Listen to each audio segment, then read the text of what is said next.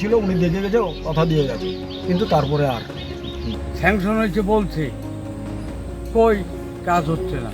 রচনা ভুলে যে, রচনা তো এমপির ব্যাপার, সে একবার এসে গেছে, ভিডিও তার একবার না। এই ব্রিজের উপরে যেতে হবে, এটা ঠিক হওয়া অত্যন্ত জরুরি।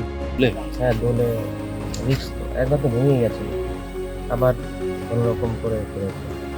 সাইনবোর্ডে লেখা দুর্বল সেতু, যানবাহন চলাচল নিষিদ্ধ।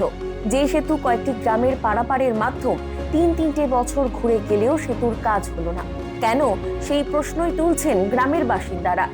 ছবিটা হুগলির চরখয়রামারি গ্রামের। তা আমাদের সংসদ যে রচনা ছিল, তিনি এসেছিল, দেখে গেছে, কথাও দিয়ে গেছিল, আশ্বাসও দিয়ে গেছিল ভোটের আগে। হ্যাঁ, ভোটের আগে, যখন ভেঙেছিল 3 বছর আগে, উনি ভোটে জেতার পরে পরে এসে ভেঙে গেছিল, উনি দেখে গেছে, কথা দিয়ে গেছে, কিন্তু তারপরে আর 2 বছর।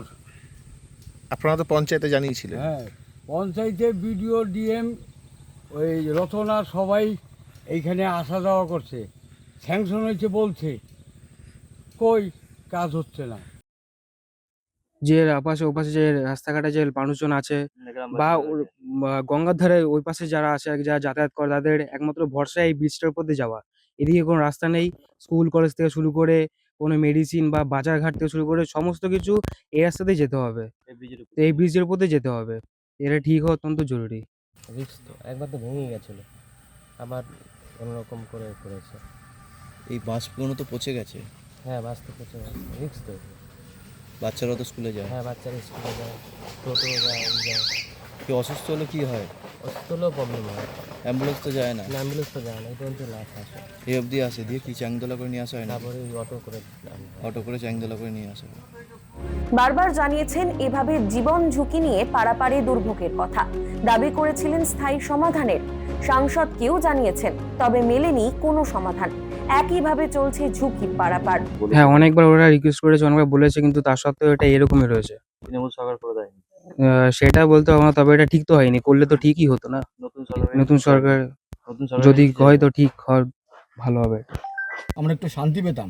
আমরা এর আগেও বিডিও অফিসে গেছিলাম, গিয়ে যে ও নানান ধরনের কথাবার্তা বলে, মানে তৃণমূল আমলে কিছু হলো না? না না না না, তৃণমূল আমলে কিচ্ছু হয়নি। তো আমাদের একটা বিশ্বাস আছে, এই নতুন সরকার আমাদের একটা নতুন কিছু দিশা দেখাবে, এই বিশ্বাসটা আমাদের কাছে আছে। সমস্যার কথা জানাতে বললেন সাংসদ রচনা বন্দ্যোপাধ্যায়, আশ্বাসও দিয়েছেন তিনি। আমার কাছে যদি আবেদনপত্র জানানো হয়, আমাকে যদি আবেদন জানানো হয় যে ব্রিজটা করে দেওয়ার জন্য, নিশ্চয়ই করে দেবো। আমি তো সবসময় বলছি আমি সবার জন্য আছি, সবার পাশে আছি, আমাকে পাঠান, আপনাদের কার কি প্রয়োজন। 3 বছর আগে কংক্রিটের সেতু ভাঙার পর থেকেই চলছে বাঁশের সাঁকো পেরিয়ে ঝুঁকির যাতায়াত।